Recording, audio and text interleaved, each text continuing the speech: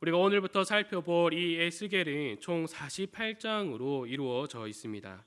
이렇게 많은 장으로 이루어져 있다라는 것은 그만큼 하나님께서 그 당시 하나님의 백성들에게, 그리고 오늘날 이 에스겔을 읽는 우리에게 말씀하시고자 하는 것이 많다라는 것을 우리에게 말해주기도 합니다. 그러나 우리는 이 에스겔을 가까이 하지 못합니다. 왜냐하면 다른 선지서들에 비해서 여러 환상들이 나오고 또 에스겔 선지자의 특이한 행동들이 등장하기 때문입니다. 그래서 이러한 에스겔을 우리 수요 기도회 때마다 함께 살펴보고자 합니다. 이 에스겔에 등장하고 있는 여러 환상들과 또 여러 행동들을 구체적으로 분석하는 작업보다 하나님께서 에스겔 선지자에게 주신 환상과 그의 특이한 행동을 통하여서 우리에게 무엇을 말씀해 주고자 하는가를 함께 나누고자 합니다. 먼저 이 에스겔의 이름은 강하게 하다라는 히브리어에 하나님을 뜻하는 히브리어를 합쳐서 결합된 말입니다. 이것을 이어서 해석하면은 하나님께서 강하게 하신다라는 뜻이 되는 거죠. 에스겔의 이름과 같이 에스겔의 전체적인 주제는 하나님께서 강하게 하신다라는 것을 우리가 기억하며 이 에스겔의 내용을 함께 살펴보아야 합니다. 자, 그렇다면은 이 에스겔 선지자와 남유다 백성이 어떤 상황 가운데 있었기 때문에 하나님께서 강하게 하신다라는 이 소망의 말씀을 하나님께서 전해주고 있는 걸까요? 오늘 본문 1절과 2절을 통해서 어느 시대인지를 우리가 알 수 있습니다. 먼저 1절을 보면은 이렇게 나오고 있죠. 서른째 해 넷째 달 초닷새에 이렇게 나오고 있습니다. 이 서른째 해가 어느 시점부터 시작됐는가에 대해서 여러 의견이 있지만 이 에스겔 선지자의 나이로 보는 것이 가장 적절하다고 생각합니다. 이를 알 수 있는 것이 바로 2절에 요야긴 왕이 사로잡힌 지 5년 그달 초닷새라 이렇게 나와 있죠. 아주 구체적인 그 시대가 나오고 있습니다. 요야긴이 바벨론에 사로잡혀온 그 나이는 바로 18세에 잡혀왔습니다.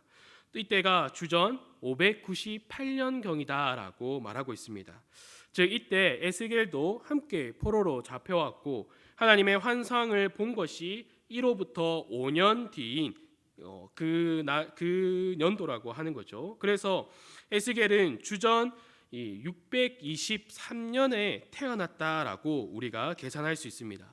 그리고 이 에스겔이 태어나고 난 뒤 1년 뒤에는 아주 중요한 사건이 일어납니다. 이 주전 622년에 성전에서 율법책이 발견되는 사건입니다. 이를 통하여서 요시야 왕이 이를 통하여 이제 개혁을 시작하게 됩니다. 즉 이 에스겔은 이 개혁의 바람 가운데서 자라났다라는 것을 우리가 알 수 있습니다. 이러한 배경 속에서 자라가고 있었던 에스겔은 제사장 가문에 속해 있던 자였습니다. 그러니 그가 자라가면서 하나님을 섬기고 이 성전에서 봉사할 수 있는 나이인 30살이 되기를 얼마나 갈망하고 기다렸을까요? 그런데 그가 바벨론에 끌려온 나이가 바로 25세입니다. 그렇고 또 포로 생활을 하는 중에 5년이 지나서 지금 이 하나님의 환상을 보고 있는 나이가 이제 딱 30이 됐다라는 것입니다. 자신이 갈망했던 나이가 됐지만 제사장으로 성전에서 하나님을 예배하지 못한다라는 그 현실이 그에게 있어서는 얼마나 힘들게 다가왔겠습니까? 그가 직면한 현실뿐만 아니라 이 시기에는 예레미야가 하나님의 말씀을 선포하였습니다. 그렇지만 그 거짓 선지자들로 인하여서 많은 사람들이 하나님의 말씀을 듣는 것보다 거짓 선지자들의 말을 더 듣고 했습니다. 이러한 상황 속에서 에스겔 선지자는 자신의 개인적인 문제와 그리고 하나님의 말씀을 듣지 않고 포로로 살아가는 그 사람들의 모습을 보면서 답답하고 또 애통한 마음으로 지금 이 그발 강가에 나와 있다라는 것이 지금 이 구절에서 말하고 있는 상황입니다. 이때 하늘이 열리며 하나님의 모습이 에스겔 선지자에게 보여집니다. 에스겔 선지자는 이를 3절에서 다시 한 번 더 언급하고 있습니다. 우리 한번 3절을 다 같이 읽어보도록 하겠습니다. 시작. 갈대아 땅 그발 강가에서 여호와의 말씀이 부시의 아들 제사장 나 에스겔에게 특별히 임하고 여호와의 권능이 내 위에 있으니라. 아멘. 예레미야를 통하여서 하나님의 말씀이 선포되고 있었지만 이를 듣지 않은 이들을 위하여서 하나님께서 눈에 선명하도록 보여주십니다. 이 에스겔은 자신이 본 것과 그리고 하나님께서 명령하는 대로 여러 가지 행동들을 그가 이스라엘 백성들, 즉 남유다 사람들에게 보여주고 있다라는 겁니다. 그들에게 여러 환상들에 대해서 다시금 말하고 자신이 행동하는 그 모든 것들을 통하여서 하나님의 심판과 회복의 말씀을 그가 전하고 있다라는 것입니다. 이후 1장에서는 에스겔 선지자가 자신이 본 것에 대해서 더 자세하게 말하고 있습니다. 이 4절에서부터 자신이 보았던 환상에 대해서 그가 이제 말하고 있는 부분인 거죠. 4절에서는 북쪽에서부터 폭풍과 큰 구름이 오고 있다라고 말하고 있습니다. 그리고 그 속을 조금 자세히 보니까 번쩍번쩍하고 또 빛이 사방으로 퍼지고 그 불 가운데에는 달궈진 쇠 같은 것이 보이고 있다라고 말합니다. 그리고 나서 5절에서 또 14절까지는 그 불 가운데에서 사람의 형상을 가진 생물이 있는 것을 확인합니다. 근데 우리가 이 생물에 대한 묘사를 듣게 되면은 우리가 쉽사리 이 모습을 제대로 상상하지는 못할 겁니다. 그 생물의 전체적인 형상은 사람의 형상이고 또 각각 네 얼굴과 네 날개가 있다라고 합니다. 다리는 곧은 다리이며 또 발바닥은 송아지 발바닥 같고 광랭 구리같이 빛이 나고 또 그 날개 밑에는 각각 사람의 손이 있다라고 말하고 있는 거죠. 이런 말을 들으면 우리가 이것을 자세히 또 생각하기에는 쉽지 않다라는 겁니다. 그래서 이 선지자는 계속해서 그 모양이 어떠한지에 대해서 알려주고 있습니다. 그 얼굴들의 모양을 자세히 보니 네 가지의 얼굴이 있다라고 합니다. 앞은 사람의 얼굴이고 오른쪽은 사자, 왼쪽은 소, 그리고 뒤에 있는 얼굴은 독수리의 얼굴을 하고 있다라고 말하고 있지요. 그리고 네 날개 중에서 두 날개는 서로 끝을 맞대고 있고 나머지 두 날개로는 그들의 몸을 가리고 있다라고 말하고 있습니다. 어떻습니까? 이런 내용을 들으면 쉽사리 우리가 상상을 할 수 있습니까? 그 모습이 어떻게 생겼는지에 대해서 우리가 구체적으로 생각하기에는 조금 어렵습니다. 그래서 제가 우리 성도분들에게 이것을 그림으로 그린 것을 우리가 좀 보여주려고 제가 찾아봤는데 정확한 그림들이 없는 것을 보았습니다. 머리 순서가 다르기도 하고 날개 모양도 다 다르고 손 모양도 다 다르고 또 이후에 나오는 이 바퀴도 다른 위치에 있는 것을 보고 우리가 이것을 구체적으로 생각하고 또 상상하기에는 많이 힘들다라는 것을 알 수 있습니다. 이러한 생물들 곁에 바퀴가 있다라고 또 이어서 선지자가 말을 합니다.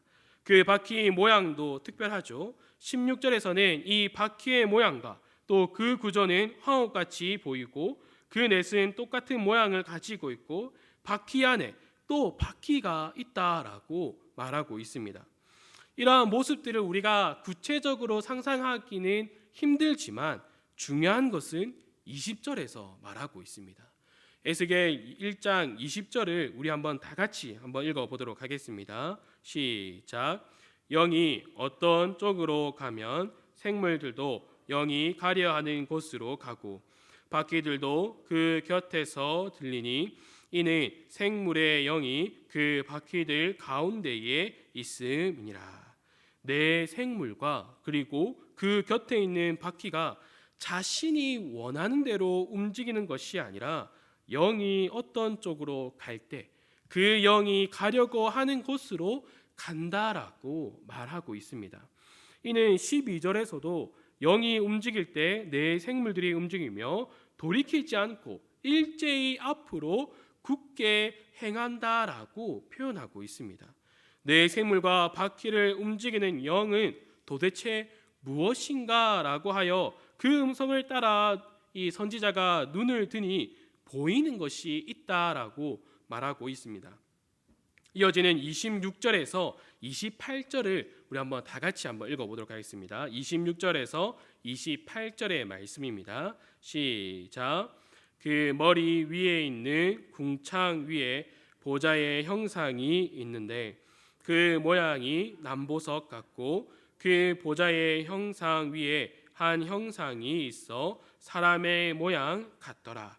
내가 보니 그 허리 위의 모양은 단쇠 같아서 그 속과 주위가 불 같고 내가 보니 그 허리 아래의 모양도 불 같아서 사방으로 광채가 나며 그의 사방 광채의 모양은 비 오는 날 구름에 있는 무지개 같으니 이는 여호와의 영광의 형상의 모양이라. 내가 보고 엎드려 말씀하시는 이의 음성을 들으니라. 아멘. 내 생물과 바퀴에 대한 묘사가 아주 구체적으로 나와 있지만 결국에는 이들 스스로가 움직일 수 없고 영을 따라 움직여 간다라는 것을 말하고 난 뒤에 그 영이 나오는 그 음성이 어디서 나오는가 눈을 들어 보니 그곳에 누가 있다라고 말합니까? 바로 하나님이 있다라는 것을 이 에스겔 선지자가 지금 말하고 있는 것입니다. 자, 그렇다면 이러한 환상을 왜 에스겔 선지자에게 지금 보여주시고 또 우리에게 이것을 전하여 주는지를 우리는 분명하게 알아야 합니다. 에스겔 선지자의 상태는 어떠했습니까? 그에게는 희망과 소망이 없었습니다. 자신의 이름이 하나님께서 강하게 하신다라는 이름을 가지고 있었지만 정말로 하나님께서 나를 강하게 하실까?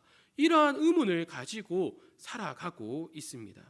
에스겔 선지자뿐만 아니라 당시 하나님의 백성들 그리고 오늘을 살아가는 우리도 에스겔 선지자와 같은 상태로 살아가고 있다라는 겁니다.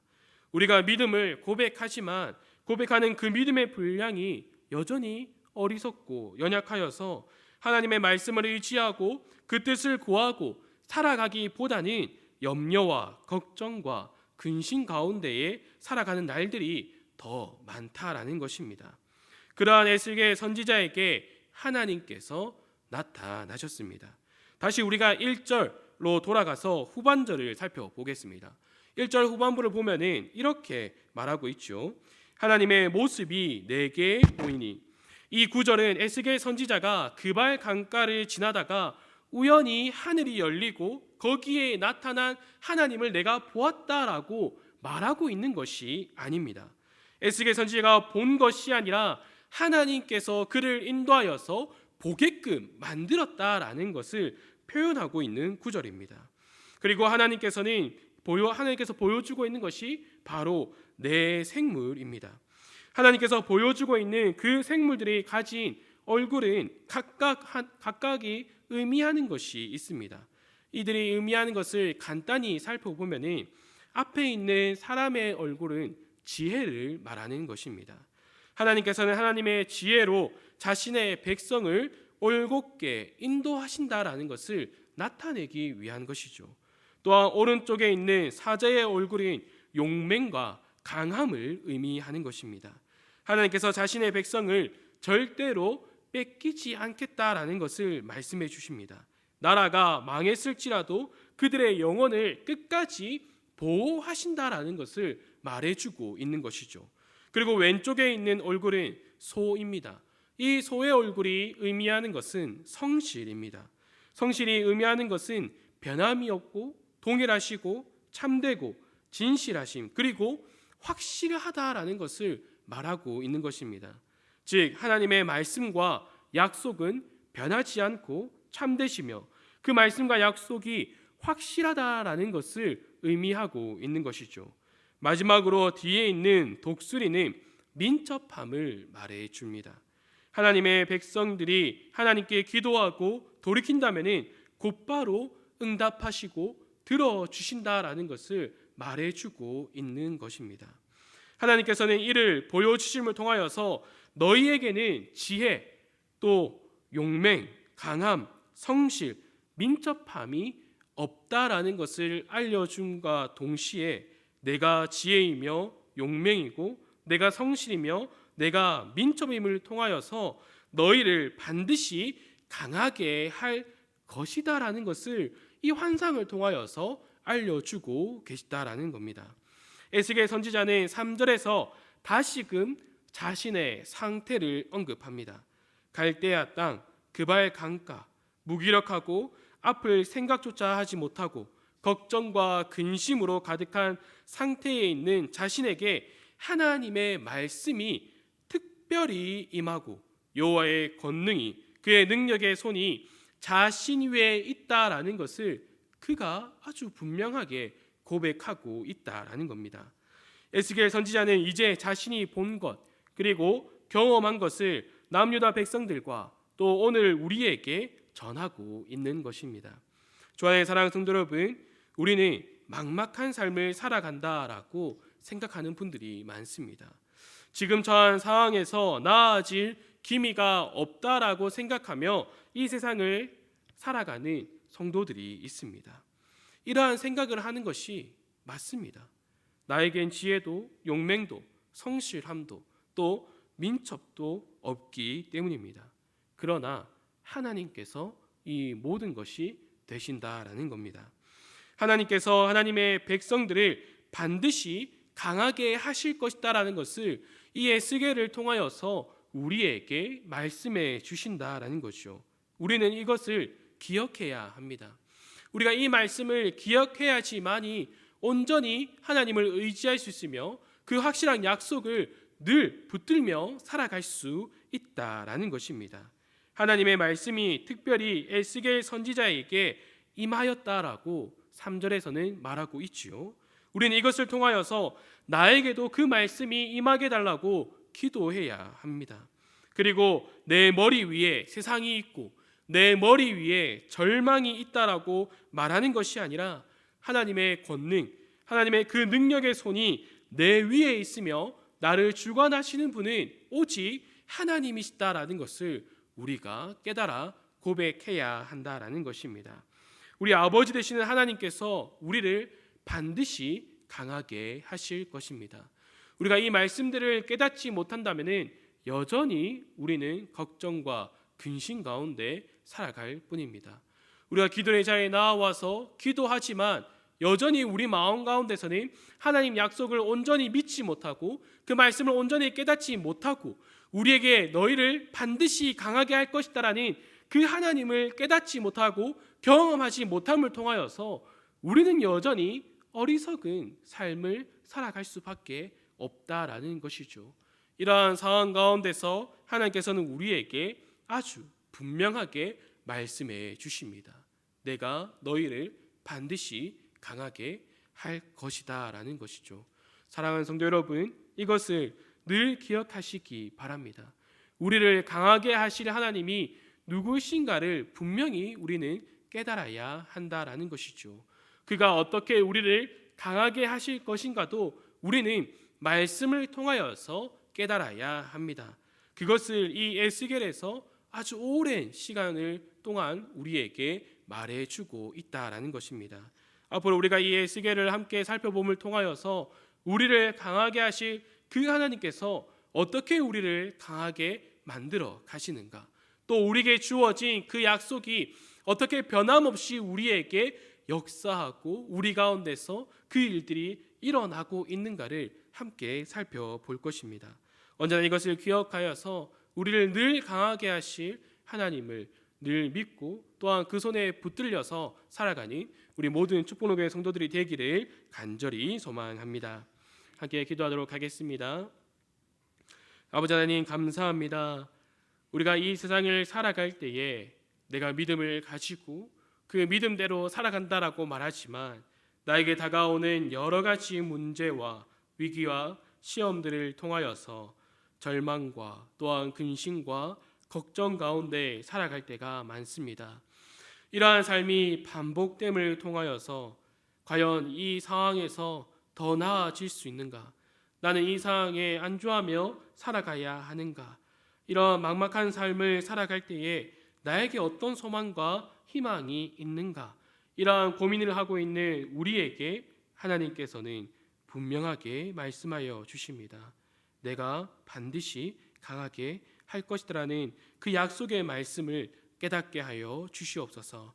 하나님께서 우리를 강하게 하신다라는 그 말씀을 날마다 묵상함을 통하여서 우리가 다른 것들을 생각하고 다른 것들을 의지하며 살아가는 것이 아니라 오직 그 말씀에 붙들려서 하나님만을 바라보며 살아갈 수 있도록 우리를 붙들어 주시길 원하며 이 모든 것 예수님의 이름으로 기도드립니다. 아멘.